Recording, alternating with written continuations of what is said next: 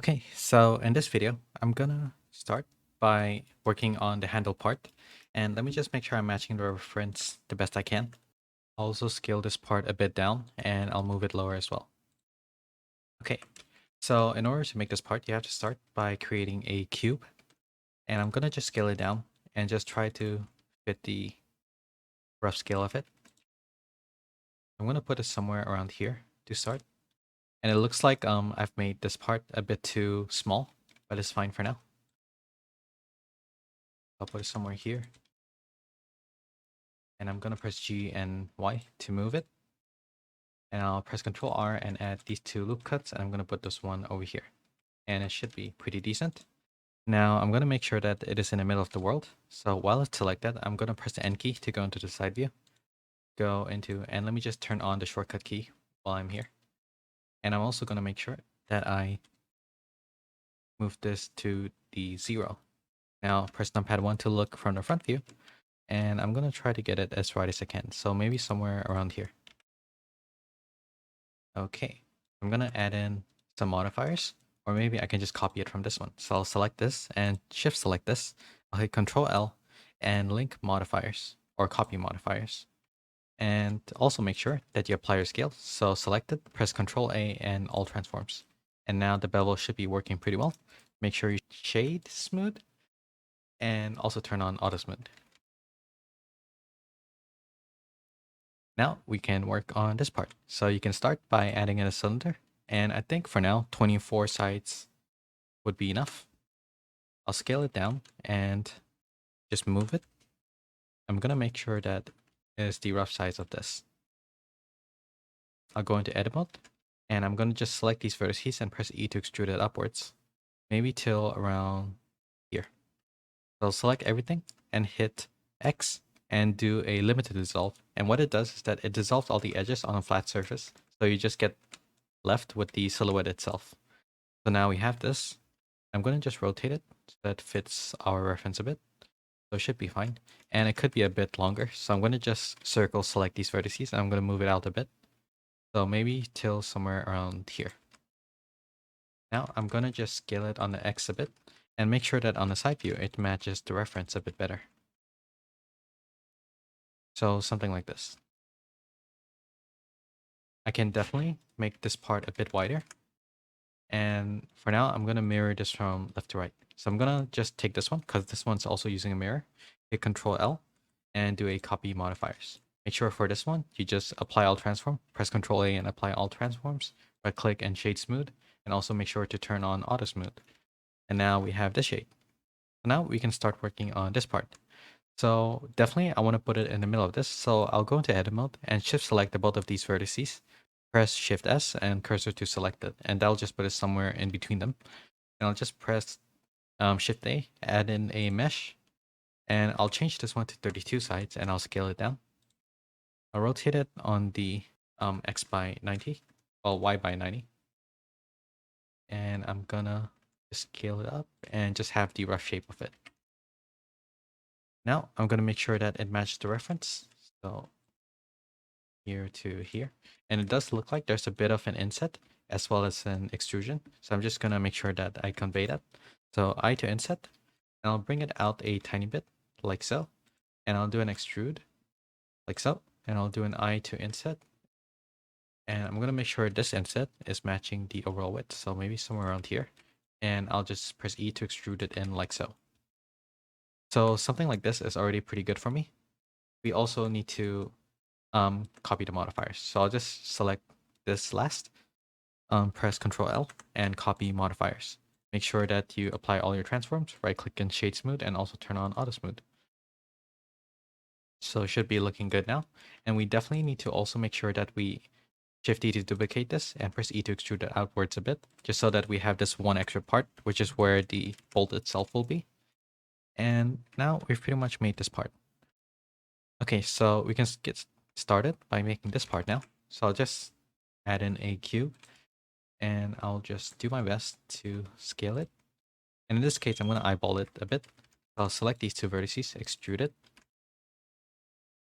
from here to here. And I'm going to extrude it once here, here, here, and here. So I'm just control and right clicking like so, and it should be fine. I'm gonna just match the reference the best I can.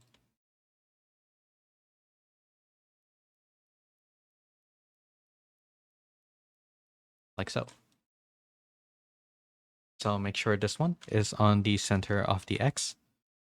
And I'll also make sure that the overall width is good. So something like this. Now, if you were to look at it from the front, you can definitely see that the front is a bit more narrow. So I'm going to just press S and X to scale this part down a bit. And I'm going to make sure that I also scale this part and these parts down accordingly, just to match the reference a bit better. So what I'll do is to just add in the bevel modifier now. So I'll just copy it from this one. Control L, copy modifiers. Make sure you apply all your scales. Right click and shade smooth and make sure to turn on auto smooth.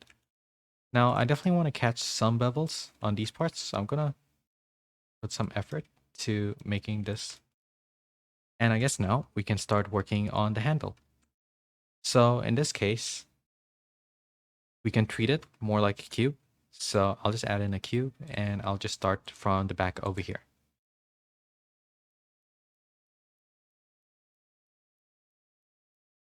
So I'll move it here. I'll control and right click just to get the overall shape of it right. I'm gonna move it like so.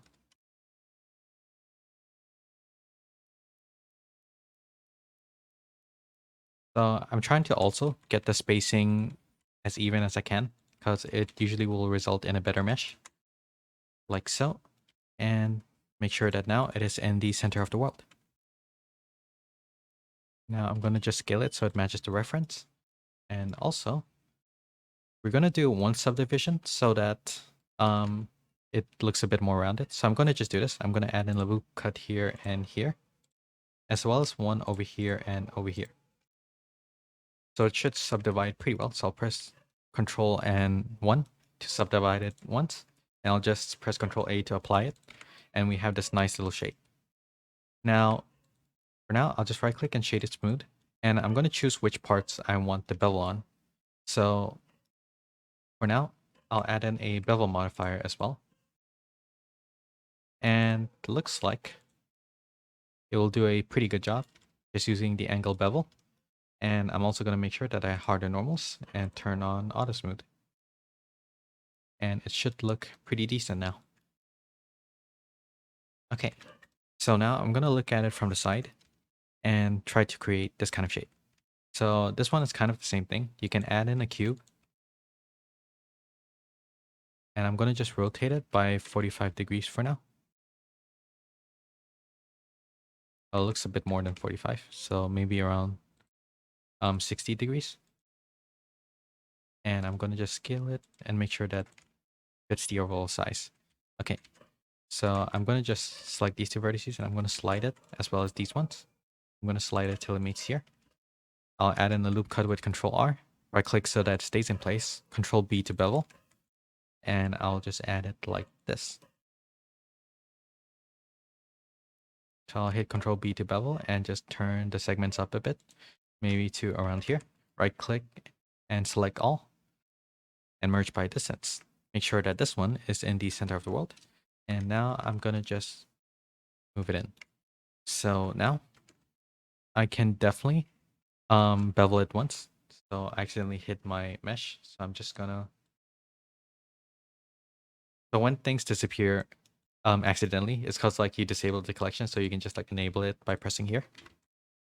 And I'm gonna scale it down a bit and try to get it to fit the handle a bit better. So something like so. Apply your scale. And now let me do a bevel.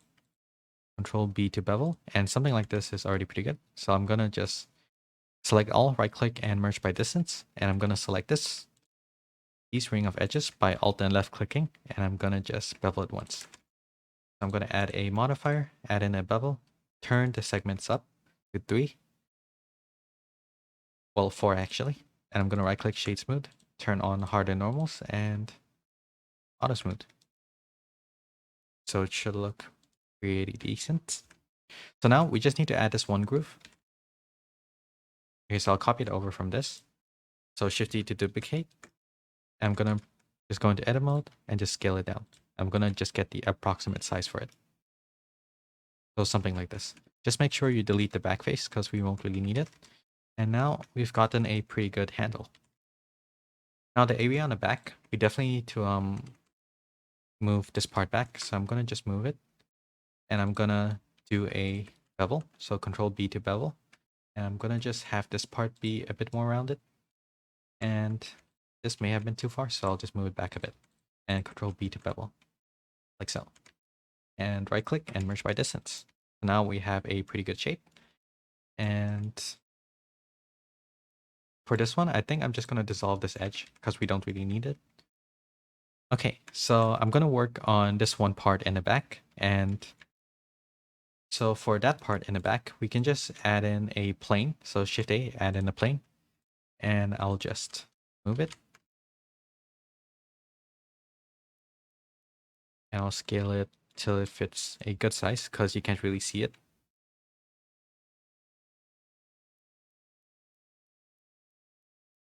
So something like this size is good enough when you look at it from the top view. I'm gonna apply my scale. Add in a few loop cuts so that it just fits the overall size of this. I'm gonna just move it somewhat close to back. And I'm gonna move it somewhere around here. So around this much is good enough. I'm gonna just add a modifier, and this time it's gonna be a shrink wrap. And what the shrink wrap does is when you choose a target, it's gonna just lie flat on top of it. And I'll just turn the offset up just a bit, and I'll also turn on the solidify modifier, which adds a bit of thickness. And on top of that, I will also add in a bevel modifier. And I think in this case, it's already safe to apply a shrink wrap, or maybe I can just move it a bit further. Just scale it down a bit, like so. Okay. So for now, I'll just apply a shrink wrap and not have it go out too much. So maybe something like this. And I'll just apply the solidify for now. Make sure you turn on even thickness. And I'll also add in a bevel modifier. Turn the segment count to around 4. And same thing as before. Just I guess you can just copy from this one again. Control L, copy modifiers. And then I will just make sure that I turn on auto smooth. Okay, so now we just need to add this little latch. And I'll just copy it and put it around the back. I guess I can scale it up a bit.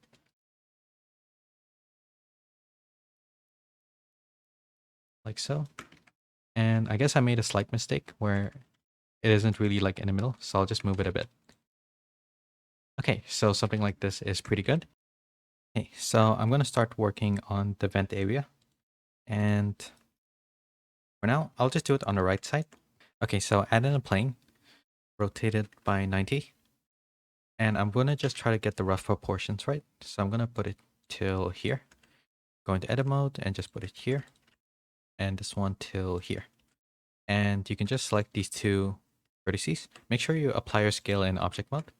And just hit Control-Shift-B to do a bevel on the vertices. And I'll just scroll up until I get a lot of segments, maybe around this much. And then I'll just right click and merge by distance. So now it's inside, so let me just move it outside a bit. And looks pretty good. So now I'm going to do an extrusion from inside to out. Try to get the space. And I'm also going to scale it up a bit. With the S tool, I'm going to just move it till here. And also I'm going to just select these vertices. I'm going to move it down so that it matches the curvature a bit better, like so. And let me just look at it from a top view to see how much it goes out. So it definitely goes out not further than this part, so I guess it's fine. Now it looks like our shading is messed up, so we have to just select it all and press Shift N to normalize everything. And we need to do one inset to move this part in. I'll just press E to extrude it in as well. So now we got this cool little shape. Right click and shade it smooth. And also make sure to add in a Shrinkwrap modifier because it is going through our mesh and we want it to sit on our mesh. Go into edit mode, and in the vertex select, I'm just going to select all of these ones in the back, and I'm going to make sure that I put it in its own vertex group. The reason is because we will only wrap these vertices on the surface in the back. So while these are selected, I'm just going to hit plus on the vertex group and hit assign. And also just make sure that you add a modifier, which is Shrinkwrap. Put it on this, but make sure that you only do the vertex group. And if you were to look at it from side view, it does look like some of the ones in the bottom are a bit messed up. So I'm going to just move it back a bit and it should be a bit better. I think we can also just skew it a bit just because we want it to match the surface as well as possible so that it matches, so that the shrink wrap will work as good as it can. And I think for now, I'll just apply the shrink wrap and see how it looks. So I'll go into local view and it looks pretty good. So for now, I'm going to add in some modifiers and I'll just copy the bevel modifiers from this one. So Control L and copy modifier. And I will also make sure to enable auto smooth and shade smooth. Okay, so now before I continue, I'm going to mirror it over onto the other side. So I believe I can just apply all the transforms, and you can go into object and mirror X global. And now it is on the other side. For now, I'm going to select these vertices and just try to match the parts over here as well as I can. So something like this. Okay, so now we can start adding in our vent lines. And I think we can just take this one and hit Shift E and move it up a bit. And I'll just press E to extrude it upwards. Now we can definitely add an array modifier onto this. So make sure that it is on the Z instead of the X. So 0 on the X and for now just 1 on the Z. And I'll just move it up until it's up here. I'll just move it a bit lower and have a higher count. So something like this. I'll also move it a bit further back. And this area on the back, I'll also try to move it further as well. So somewhere around here is good enough. Now see that it's jutting out a bit. So we need to just apply our array modifier first. And for the ones on the top, I'm just going to scale it on the X until I get the shape right. And just make sure. Well, I guess you can just select the face and double tap G and slide it because it is slanted a bit.